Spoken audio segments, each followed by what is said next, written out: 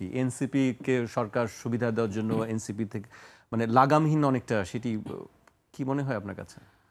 ওই জায়গাটি থেকে দেখেন আমরা আলোচনায় যেখানে ছিলাম আজকে শহীদ ফ্যামিলি নিয়ে বা শহীদ পরিবারের সঠিক সংখ্যা নিয়ে, তো ওই জায়গায় আসলে তারেক ভাই আসলে যেখানে আলোচনাটি নিয়ে গেলেন এটি আসলে খুবই দুঃখজনক।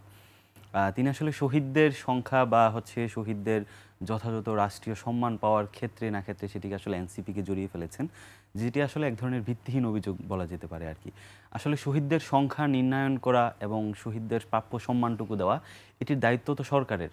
ওই জায়গা থেকে আসলে এনসিপি তো এই প্রক্রিয়ার সাথে জড়িত না। কতজন শহীদ হয়েছে সেটাকে মানে নির্ধারণ করে দেওয়া, আহতদের যে ক্যাটাগরি আছে কে কোন ক্যাটাগরিতে পড়বে সেটা সিলেক্ট করে দেয়, এটা পুরোটা আসলে সরকারের তত্ত্বাবধানে হচ্ছে। তো ওই জায়গা থেকে এনসিপিকে আসলে রিলেট করে এটা অপ্রাসঙ্গিক ছিল আজকের এখানে। না, এখানে উনি সার্জিস দায়িত্বে ছিল মনে হয়, তাই না? সার্জিস যখন দায়িত্ব ছিল তখন সার্জিস তো এনসিপির সাথে ছিল না, সে জুলাই স্মৃতি ফাউন্ডেশনের সাথে ছিল।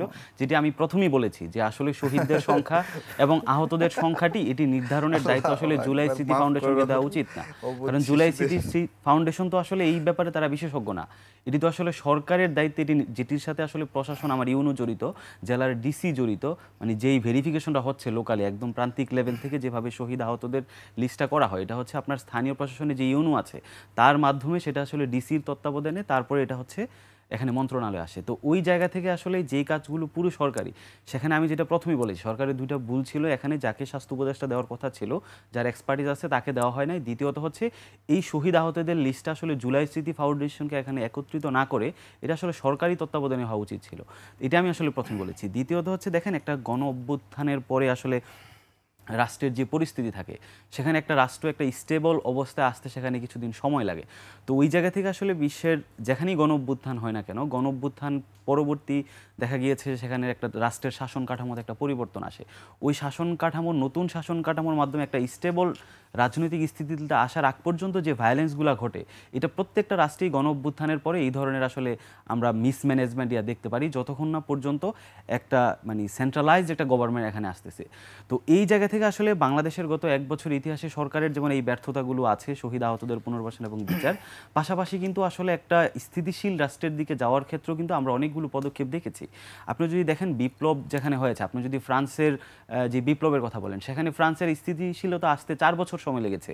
আপনি যদি কালার রেভলিউশনগুলো দেখেন, বাংলাদেশের যেই পার্সপেক্টিভ থেকে বাংলাদেশ নামক রাষ্ট্রের সার্বিক পরিস্থিতি পরিবর্তন নিয়ে, সংস্কার নিয়ে, যেই কোটা আন্দোলন থেকে এটা সরকার পরিবর্তনে বা রাষ্ট্র পরিবর্তন আন্দোলনে রূপান্তর হয়েছে, এই ধরনের রাষ্ট্র পরিবর্তন, রাষ্ট্র সংস্কার করা, এটা নিয়ে কিন্তু আসলে কালার রেভলিউশন শুরু হয়েছিল। আপনি ইউক্রেনে আপনি যদি দেখেন, সেখানে অরেঞ্জ বিপ্লব হয়েছিল, আপনার হচ্ছে জর্জিয়াতে সেখানে রোজ বিপ্লব হয়েছিল, আপনার কিরগিজস্তানে টিউলিপ বিপ্লব হয়েছিল। এই যে কালার রেভলিউশনগুলো 4-5 সালের দিকে রাষ্ট্র পরিবর্তন আকাঙ্ক্ষা নিয়ে হয়েছিল, এই সকল রাষ্ট্রগুলোতে কিন্তু আসলে স্থিতিশীলতা এসেছে আপনার 2011-12 সালের দিকে, 5 বছর পরে। আপনি দেখেন আমাদের 5 বছর লাগতে পারে স্থিতিশীলতা। আমি যেটা বলছি আর কি, যে একটা গণ অভ্যুত্থানের পর থেকে শুরু করে একটা সেন্ট্রালাইজড গভর্নমেন্ট যেটা আসলে নতুন শাসন কাঠামোর মধ্য দিয়ে আসে, ততদিনের মধ্যে একটা রাষ্ট্রে মিসম্যানেজমেন্ট থাকে, এবং এই মিসম্যানেজমেন্ট আপনি কতটুকু কমিয়ে আনতে পারবেন এটা ডিপেন্ড করে যে ইন্টারিম যে সরকার থাকে তার সক্ষমতার উপর। এখন আমাদের সেটা নিয়ে আলোচনা সমালোচনা হতে পারে, কিন্তু আসলে সরকারের একটা ব্যর্থতাকে যদি আপনি এনসিপির উপর মানে চাপিয়ে দেন, আসলে সেটা আসলে আমরা মনে করি যে সেটা আসলে রাজনৈতিক যে অসদাচরণ সেটার মধ্যে পড়ে। তো ওই জায়গা থেকে আমি বলতে চাই, আসলে এই যে শহীদদের যে তালিকাটা আছে এবং আহতদের যে তালিকাটা আছে, রাষ্ট্রের আমরা যেটা জানতে চাচ্ছি, জেনেছি যে আগামীকালকে হচ্ছে সব দলগুলোকে নিয়ে, জুলাইয়ের সকল স্টেক হোল্ডারকে নিয়ে তারা হচ্ছে জুলাই ঘোষণাপত্র দিবে। তো এই জুলাইয়ের যে ঘোষণাপত্রটি, এটি মূলত আসলে এই যে জুলাই গণঅভ্যুত্থানটি হয়েছে, এটির একটি রাষ্ট্রীয় একটি স্বীকৃতি দিচ্ছে। এই গণঅভ্যুত্থানের পেছনে যারা শহীদ হয়েছে তাদেরকে এখানে সম্মানিত করা হবে, কিন্তু আমরা পাশাপাশি এটিও চাই তাদের সম্মানিত হওয়ার পাশাপাশি এখানে যাতে শহীদদের যে সঠিক সংখ্যা সেটি যেন সরকার মানে নির্ণয়নে খুব দ্রুত পদক্ষেপ নেয়।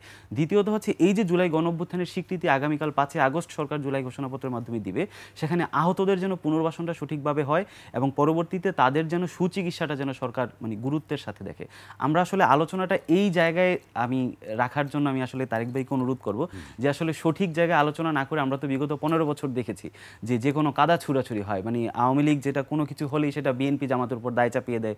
এখনও আমরা দেখছি, যেটি আপনি বললেন ঢাকা বিশ্ববিদ্যালয়ের কথা, সেখানে আসলে শিবির ভার্সেস বাকশাসের একটা এরকম দ্বন্দ্ব প্রক্রিয়া চলমান আর কি, একে অপর উপর কাদা ছুড়াছুড়ি। তো আমরা ওই জায়গাটি থেকে আসলে একটা রাজনৈতিক যে সংস্কৃতি, সেটা আসলে একটা ইতিবাচক পরিবর্তন চাই রাজনৈতিক দলগুলোর মধ্যে। এই ধরনের কাদা ছুড়াছুরির পরিবর্তে আমরা চাই ভালো কাজের মাধ্যমে, রাষ্ট্রের ইতিবাচক কাজের মাধ্যমে কে কার থেকে কতটা বেশি এগিয়ে থাকতে চাই, ওই ধরনের একটা প্রতিযোগিতা এখানে সূচনা হোক। জি।